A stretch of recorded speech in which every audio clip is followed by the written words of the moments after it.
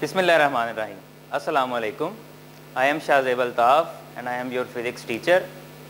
आज हम 9th class physics को स्टार्ट करेंगे, जिसका चैप्टर नंबर 1 है फ़िज़िकल क्वांटिटीज़ एंड मेजरमेंट। आज का हमारा टॉपिक है इंट्रोडक्शन टू फिज़िक्स। इंसान सबसे पहले जब कायनात में आया तो कुदरत की बनाई हुई चीज़ों के बारे में खोज करने लगा। इंसान की फितरत में तजस्सुस पाया जाता है और वो हमेशा से ही कुदरत की बनाई हुई चीज़ों की सच्चाई और हकीकत को जानने के लिए तजस्सुस में रहा है। इंसान के कुछ क्वेश्चंस थे। मिसाल के तौर पर, ज़मीन फ्लैट है ये सर्कल की फॉर्म में है, माउंटेन्स ये बड़े बड़े पहाड़ कैसे बन गए, फायर आग जलाती कैसे है, कौन सी ऐसी इसमें मटेरियल प्रॉपर्टी है, डे एंड नाइट कन्वर्जन दिन रात का आना जाना कैसे होता है, मून एंड सन ये किस तरह बने। इन सब चीज़ों के बारे में इंसान ने ऑब्जर्वेशन की। फिर इस ऑब्जर्वेशन को वेरीफाई करने के लिए कुछ एक्सपेरिमेंट्स किए। इसको नाम दिया गया साइंस का। अब मैं डिफाइन करता हूँ साइंस को। The knowledge gain through observation and experimentation is called science. Science में 18th सेंचुरी से पहले की अगर बात करें तो इन तमाम जो material various aspects of material objects हैं उनको सिर्फ एक सिंगल सब्जेक्ट में स्टडी किया जाता था, which is known as natural philosophy. Natural philosophy में हम नेचर की बनी चीज़ों को ऑब्जर्व करते हैं और लॉजिकल रीजनिंग से उसको आंसर करते हैं। जिसकी बाद में लॉजिक होता उसको उसकी थ्योरी को एक्सेप्ट किया जाता, दुरुस्त माना जाता। जैसे जैसे नॉलेज बढ़ता गया नेचुरल फिलॉसफी को मज़ीद ब्रांचेस में डिवाइड किया गया। अब देखें, कायनात में लातादाद जानदार चीज़ें हैं और लातादाद बेजान चीज़ें हैं। उनको अच्छी तरह पढ़ने और समझने के लिए ब्रांचेस में डिवाइड किया गया। नेचुरल फिलॉसफी को फिजिकल साइंसेस में डिवाइड किया गया और biological science. Physical sciences deal with the study of non living things, biological science deal with the study of living things. Living things यानी कि जो ग्रो कर सकें, जैसे ह्यूमंस हैं, एनिमल्स हैं and plants. We are concern with physical sciences. अब 19th century के स्टार्ट में ही, शुरू में ही फिजिकल साइंस को मज़ीद ब्रांचेस में डिवाइड किया गया। इसको हमने फिजिक्स में डिवाइड किया, केमिस्ट्री में, astronomy and geology. Chemistry basically deal with the chemicals and chemical reactions. Astronomy में हम स्टार्स को पढ़ते हैं, प्लैनेट्स को पढ़ते हैं। स्टार्स का टेम्परेचर इतना हाई क्यों है, उनमें कौन कौन से प्रोसेसेस हो रहे हैं, फिशन हो रहे हैं, फ्यूजन हो रहा है। एंड जियोलॉजी, जियो का मतलब है अर्थ, और हम अर्थ को स्टडी करते हैं कि अर्थ कुर्रा अर्थ का कितना हिस्सा जो है वो खुश्की पर मुहित है, कितना यानी कि ज़मीन पर पानी है और कहाँ कहाँ पे मैग्मा है। बट हमारे लिए जो इम्पोर्टेंट चीज़ है वो है फिज़िक्स। अब हम डिफाइन करते हैं फिज़िक्स को। In physics we study matter, energy and their interaction.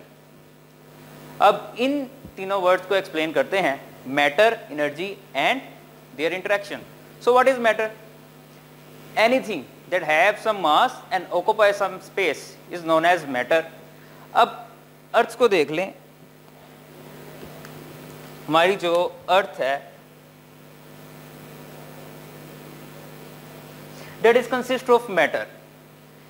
अर्थ का हर ऑब्जेक्ट ऑलमोस्ट मैटर पे है, क्योंकि ये इन दो कंडीशंस को पूरा करता है कि उसकी कोई ना कोई चीज़ की मास होता है और उसका कोई ना कोई वो स्पेस ऑक्यूपाई करता है। जैसे आयरन है, निकल है, cobalt and so on.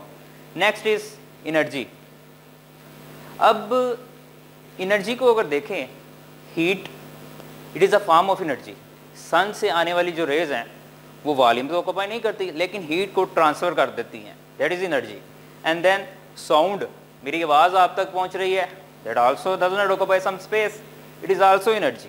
And light, light भी एक फॉर्म ऑफ एनर्जी है। अब बात करते हैं इनकी इंटरेक्शन की। ये बात बिग बैंग थ्योरी से भी प्रूव हुई है। कहा जाता है कि मैटर और एनर्जी पहले इकट्ठे थे, फिर एक यूनिवर्स में ज़ोरदार धमाका हुआ जिससे मैटर और एनर्जी अलहदा हो गए। अगर ये दोनों इकट्ठे थे तो इसका मतलब है कि इनका आपस में कोई ना कोई रिलेशन भी होगा। और आइंस्टाइन की एक इक्वेशन है E is equal to M C square, यहाँ पे लिख लेते हैं E is equal to M C square. ये इक्वेशन इस बात को प्रूव भी करती है, हम एनर्जी को मास में कन्वर्ट कर सकते हैं अगर इसको c² से मल्टीप्लाई करें, और मास को एनर्जी में कन्वर्ट कर सकते हैं। तो ये थी डेफिनेशन फिजिक्स की जिसको हमने एक्सप्लेन किया। और नेक्स्ट हम देखते हैं फिजिक्स ने हमारी रोज़मर्रा ज़िंदगी में कौन कौन सी सहूलतें मैसर की, क्या क्या आसानियाँ मुहैया की। मॉडर्न दुनिया में जितनी भी टेक्नोलॉजीज़ हैं शायद ही उनमें कोई ऐसी चीज़ हो जिसका रिलेशन फिजिक्स से नहीं है। अब हम स्टार्ट करते हैं एप्लीकेशंस ऑफ फिजिक्स के यूजेस।